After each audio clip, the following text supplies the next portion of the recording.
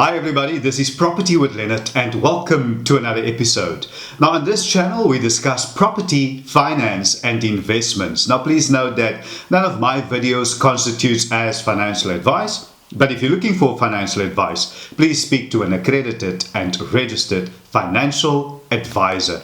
Now by the looks of things, our economy will not be recovering soon. As South Africans, we were already in a technical recession, and that was before the COVID-19 pandemic reached our source. When it comes to our current economic forecast, well, let me just say it looks bleak, but we are all affected by it in some way or another. However, in this video, I want to focus more specifically on the rental market. The reality is that many tenants are now looking to downgrade to more affordable properties and thus will need to cancel their leases prematurely. It's important that you act sooner rather than later. Unfortunately, we still get those whose primary motivation are the need to keep up with the Joneses, which should be the last thing on your mind right now. As the saying goes, you need to adapt or die. Now, this is a very strong statement, and I realize that, but the bottom line is, if you are currently in a position where you are unable to keep up with your monthly rental, then the sooner you take action to move to a more affordable rental, the better it will be for you. And that's what I would like to help you with in this video. I would like to share with you some tips and advice on how to cancel your lease and downgrade safely without hidden costs. I'm saying hidden costs because it will inevitably cost you to move. You will need to take care though to ensure that you cancel your lease properly and downgrade safely without incurring any further costs. So just some clarity, there will be costs involved, but I would like to help you to limit or eliminate any hidden costs. All lease agreements should have a cancellation clause, and you can definitely cancel your existing lease in terms of the CPA, the Consumer Protection Act, Section 14. This, however, needs to be in writing, and you need to make sure of that. Now, I'm not implying that if your landlord tells you, and I quote, don't worry, you don't need to put it in writing, but just put it in writing to protect yourself. And a paper trail is always good and advisable when it comes to any dealings or agreements for that matter. Another important point to note is that you will be responsible for your rent until the notice period ends. If you are in arrears, ensure that you make a payment arrangement or negotiate a compromise with your current landlord. And the reason for this is so important. It's because you will need, don't forget, you'll need a good credit record if you want to apply for a new rental property. And it's just good practice not to burn your bridges. You never know when you might need someone again.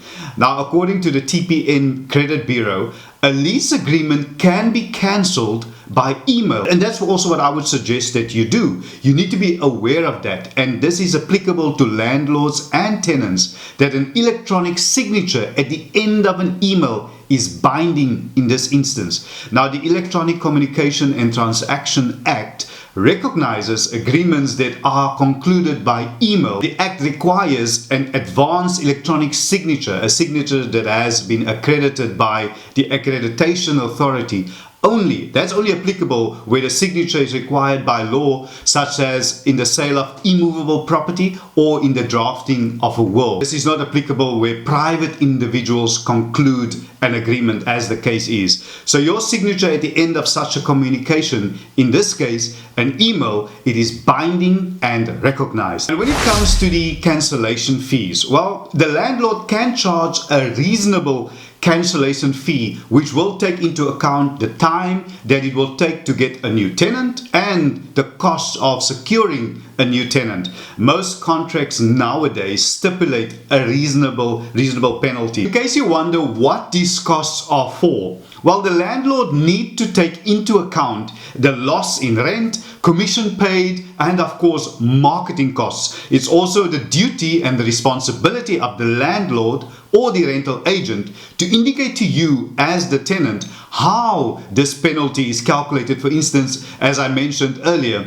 the loss of rent, the commission, and the advertising costs, those things. I must just add, in the event of the property being rented out, this specific property immediately, meaning there is no loss of rental, the landlord would not be able to charge the tenant for the loss of rent. This is now if a suitable replacement tenant was placed with no rental lost by the landlord. And at the end of the notice period, your deposit together with the interest must be refunded to you within 14 days. This is in terms of the Rental Housing Act. The landlord can, however, deduct outstanding rent, a reasonable penalty, and the cost of repairs or damages to the property. Then again, you should also insist on proof of these costs. In the end, this is your money and you have the right to ask for proof. What you can do as a tenant, and not just now, this should be ongoing. You have the duty and the responsibility to take care of the property. Try to avoid damages and repair costs. You should ensure that the property is in the same condition as it was when you took occupation. I would highly recommend that you make sure that you attend the exit inspection with the agent or the landlord to agree on damages and the costs of repairs, if any, and to return the keys, of course. If you do not attend, you could be vulnerable in terms of what the landlord could deduct for damages. These things are pretty straightforward, but I just want to make sure that you are aware of it and attend the exit inspection. So whatever the reason might be for you cancelling your current lease, perhaps, a new job opportunity, or moving closer to a sick or aging loved one, or moving in with a partner, whatever it is. What sometimes happens is that you are so excited to move that you overlook some basic things about your new lease. So let me draw your attention to a few important things. This is now with regards to your new lease agreement. I think first and foremost, before you take occupation, this is now to the new place, ensure that you enter into a professionally drawn up lease agreement. That's the first thing, which protects not only your interest but also that of the landlord. Also ensure that there is upfront stipulation of what the reasonable penalty would be should you need to terminate it early, the current lease. You just came from an early termination, and remember to budget, because you will need, this is a very important point, you will need the equivalent of 2 months rent as well as the first month's rent payment upfront. If you will be renting at this new place for 10,000 Rand per month, that cost that you have to budget for could easily be in excess of 30,000 Rand. Now it sounds like a lot, and I'm sure it is a lot of money to a lot of us, but let me just break it down for you. If you had to pay a deposit equivalent of 2 months, well, there is 10,000 Rand per month times 2 equals 20,000. And that's just the deposit. And what about the first month's rent up front? That's another 10,000 Rand. So altogether 30,000 so far. What about the admin and contract fee? Another 2,000 to 3,000 Rand. What about the early cancellation or penalty fee at the place that you just came from, where you rented?